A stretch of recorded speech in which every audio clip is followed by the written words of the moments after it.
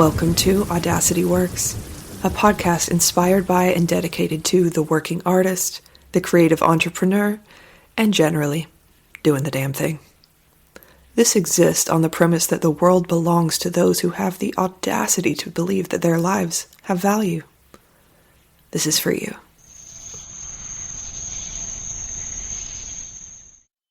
Welcome to Audacity Works. I'm your host, Rachel Strickland, and this is episode number 200.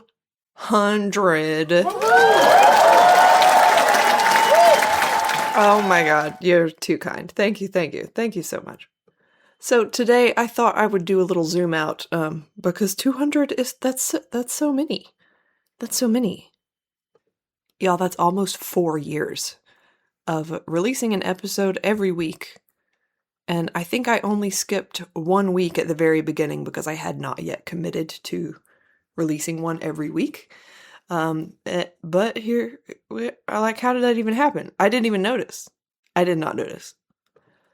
So I thought that I would take today to tell you sort of like the things that I have learned recording 200 podcast episodes, what I would do differently, why I started this in the first place, and any advice for any of you who are thinking like, hey, that sounds like fun. Maybe I'll do that and start my own podcast. Let's talk about it. Okay, thing number one that I have learned, you can never know what's going to be useful to someone. The same way that we think about a piece of work, a piece of artwork that we want to make, and we start to have those questions like, is anyone going to give a shit about this? And we have to sort of, especially in art making, just ignore that question because that's not the point. And sometimes no one's going to get anything out of your artwork. That doesn't mean that it's not absolutely imperative for you to make that piece. If it's in you to be made, make it. I don't think that my podcast is a work of art, but I have been really surprised. Like, I have the same kind of questions in my mind when I've decided on a subject. I'm like, okay, I'm going to explore this in the next podcast. And I'm like, is anyone going to give a shit? Is it going to be useful to anyone? And then I just kind of ignore it and do it anyway, because that's the idea that I have. Like last week, for example, talk to you about lawns. The whole episode was about lawns. And I was like, what am I doing? And no less than 4 people personally wrote to me afterwards saying, thank you for talking about lawns. And in case you're wondering, 4 is a lot. This is a unilateral way of communication. I talk, and sometimes, not every week, maybe once a month on average, someone will write to me and be like, I listened to your podcast.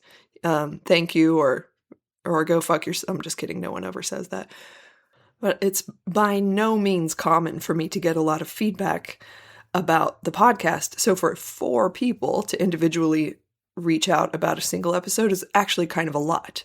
And if you're curious, like how many people are actually listening to this, I'm going to tell you. I'm going to give you all the stats a little bit later on. I wanted to go over like the things that I've learned first. So thing number 1 has got to be, you can never know how people are going to respond to something. So you might as well say what you're going to say. I've had episodes I was absolutely terrified to release. And if it bothered anyone, they didn't tell me about it. I've had episodes that I was sure was going to be a banger. And it was crickets. And then episodes like last week, where I'm like, here I go, talking about lawns. And I get more feedback than most other weeks. Much like if you're going to use social media for business, right? If you get distracted by keeping track of likes and responses, you are going to go fucking insane. Don't do it. You have to ignore it. It's not real. Or rather, it's not worth using that as a metric. It's really, really not. So if you are curious about starting a podcast and you already have that feeling about social media, well, nobody liked this, so it must not be working. I didn't get enough likes on this. And then you start to resent it. Don't do it, because this is a very one-way communication street, like 99% of the time. And much like you can never tell what someone's going to do with a piece of artwork that you've made, you just can't tell what's going to be a banger and what's not. Second thing I've learned, not all of them can be bangers. Like that whole perfectionism, this has been great for my own sense of perfectionism. I outgrew that in terms of how I relate to my artwork years ago. I love making bad art. Let me edit. I'm going to make something so shitty, and I do not care because I know that they all have uses. But as my therapist so rudely pointed out a couple of years ago, I've talked about this on the podcast before, perfectionism does come into play in my personal life. And the podcast is a lot more personal than it is artwork. It is an important part of my business, but yeah, it's not a constant commercial. So the whole fuck around and find out aspect of art making, posting on social media, definitely plays into running a podcast. So thing number one I learned, you can never tell what is going to be useful and interesting to people, so just say what it is that you want to say. Thing number two, don't pay attention to metrics, don't expect a lot of fanfare, don't expect a lot of feedback. The work itself has to be the reward. I know for some people, like they want to get to a place where they can sell advertising, and I'm just not interested in that because I hate ads. I hate them. So the work itself is the reward, which is more than enough for me to be able to just say what I want to say. And I didn't learn how to really use my voice until my 30s. And now you can't shut me up. And that is a constant joy and something that I feel a lot of pride in myself for, because I was so quiet, so silent, and so compliant and convenient for many years. And I'm not anymore, so yay. Thing number three that I've learned, or rather relearned, is that saying something once is saying it never. When you engage with the internet as a part of your business and part of your life, you're like, man, I feel like I said this one thing over and over and over. Trust me, most people did not hear you. You cannot be afraid to repeat yourself. Don't be afraid to repeat yourself. See how I just repeated myself? Wasn't afraid to do that. That is something that I learned from Maestro. Saying something once is saying it never. And actually saying something 12 times is also sometimes like saying it never. Like a close friend, I just am starting on the second week of 7 Deadly Satisfactions. I feel like I announced that 1,000 times, talked about on the podcast. I mentioned it in my newsletters. I put it on Instagram. I put it on the Patreon. And I still had people writing to me like, wait, what are you doing? I have not heard of this yet. And I read everything that you write. Don't be afraid to repeat yourself.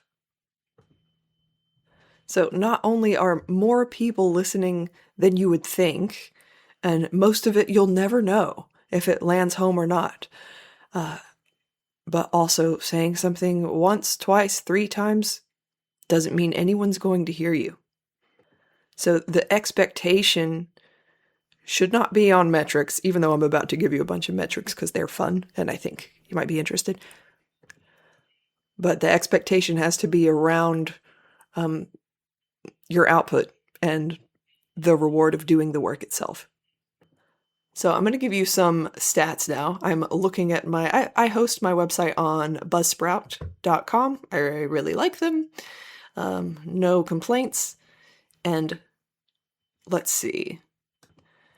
I'm looking at all downloads from the very beginning, October 2022. That's when I started. So yep, almost up on our 4-year birthday. The total amount of downloads is 47,908. So we're pretty close to 50,000. It's probably going to get there in a couple of months. And I probably won't notice because I don't really pay attention to it. I'm only looking today because this is the 200th episode and I wanted to check in was like, wonder where that is. Oh, wow. Okay, that's a lot more than I thought. For some podcasters, that would be a paltry number, but for the overwhelming majority, that's a big number. And you know what? Fuck, I don't give a shit. I'm not going to compare myself to any other podcast. To me, that is incredibly humbling, and I'm so grateful for it. Would you like to know the most popular episode that I've ever recorded is, let me get the exact number for you. It's episode number 42, which is morning pages, how to do them, how not to do them, and what to do if they bore the pants off of you. This was by request from my girl Erica, who asked me in the hallway in the middle of IADF. I didn't even know she listened to the podcast. This is in 2023, and she asked me to talk about morning pages, so I did. It has double the amount of downloads of any other episode, so what that means to me is like someone more famous than me shared it, because I'll give you the second most listened to episode in a bit. But for that number to be almost double what the other most popular episode is, I'm guessing someone shared it. I have no idea who. There's no way for me to know. My stats don't tell me that. But whoever you are, thanks. That's legit. Thank you. I will link that in the show notes if you're curious to give it a listen. And coming in second at 524 total downloads is episode 67, Art, Grief, and What Happens Next with Shannon McKenna. Once again, I will credit this with Shannon's good name and the fact that her podcast, The Artist Athlete, was immensely popular. And Shannon taught me so much about podcasting. We're friends, and we used to talk quite often. She's in grad school right now, and she was a big cheerleader for me at the beginning of this particular journey. So not shocked that there was so much hunger to hear her voice and her perspective again when I had her on the episode on the podcast. And the third most listened to episode is episode number 36, with a total of 442, IADF Survival Guide, Learn from My Fails. Also, not to be credited to me, but it's because this episode has been shared a lot, because I put a lot of good information in there for the people who want to come to the Irish Aerial Dance Festival. I think it still gets shared every year, and I share it every year, so I don't have to answer all those questions again. That's episode number 36. I'll put all these in the show notes in case you're interested. Most people listen to my podcast on Apple Podcasts. Second coming in, Spotify. Third, unknown Android apps. And there's like one person who listens to my podcast on YouTube. Because it does automatically upload. There's no video. The only video I've ever published of the podcast was by request. I published to the Patreon the video of myself and S. Hodelmoser for their episode, their interview. That's the only video that I've ever released. So there's nothing to watch. That's just how they like to listen to it. So thanks. I'm pretty sure I know who you are. What's up, babe? Miss you. All right, we're going to move on to advice that I might have for anyone who is wondering, hey, I think I want to start my podcast. Starting a podcast is really easy. As all I know, I name drop them all the time, but it's because they do me so right. Maestro has the best advice for starting a podcast, and that is who walked me through it. But it's not hard. It's not hard to do. It's hard to continue to do. That's where it gets tricky. And this is a piece of advice I got from Shannon McKenna. As I said, she was instrumental when I started, and she was like, take my advice, don't release an episode every week. I had every intention of releasing an episode every week, but I don't think I told her that, but I knew why she was saying so. It's because almost all of her episodes are interviews. That's wild. Like, she did that for years. Interviews take 3-4 times as long to both record and to edit, which is why I only do them when it comes up or when it's convenient. I did one once a month. I think it was last year or the year before. Who can tell? Who can remember? But I do love the interview episodes. But I knew that if I wanted to release one every week, it was going to have to be sustainable. So the most sustainable way that I could think of to keep my podcast going in a way that was generative for me and sustainable was to talk by myself for 20 minutes at a time. And that is what I did. And guess what? I was right. It has been very sustainable. There's only been a couple times where we were down to the wire. And then only once that it was like less than 15 minutes. And that's when I had COVID a couple weeks ago. And I was like, you know what? Hey, I'll read you a poem. I'm going back to bed. So if this is something that you are thinking, maybe I'll do this. Look, you don't have to do it for the rest of your life. You don't have to commit to it every week for an ongoing period of years the way that I did. I wanted to start a podcast because I realized I had a lot more to say, and I wanted to say it intentionally, and it wouldn't fit in an Instagram caption, and I didn't want to write it all out in long form written content. I wanted to use my voice and say what I wanted to say. So consider like what your reasons might be. And then you don't have to commit forever. You could be like, I'm going to do a podcast series. It's going to be a series of, 8, 12, even 5. And then you can what's the word I'm thinking? Evaluate. That's the word I'm trying to think of. You can reevaluate after that and decide if you want to move in a different direction, if you want to keep going. It's not something that has to go on forever. Don't think of it as a failure. If one day you're like, I think this is done, and then you complete the series, then you completed the series. Next piece of advice, invest in a good mic. You may have noticed the sound quality has greatly improved over the past 6 months. That's because Max Cooper landed me with some truth bombs, and he was like, hey, your podcast sounds like shit. And I was like, wow, you could have said that nicer, but thanks. And then he spent a lot of time and labor. That's just how we talk to each other, so it's fine. He held my hand through getting the right kind of microphone and also how to adjust the settings so that all of my P's don't sound like an explosion in your ears, and that's why it sounds a lot better now than when it started. It does not have to cost $1 million. My entire setup costs less than $200, significantly less than $200.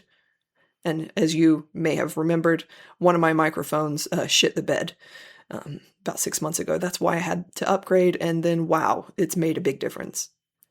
For posterity, I'm going to, from my very, very first episode, I'm going to give you a soundbite so that you can hear the difference. Okay, this is episode 1. Cheers to the irresponsible.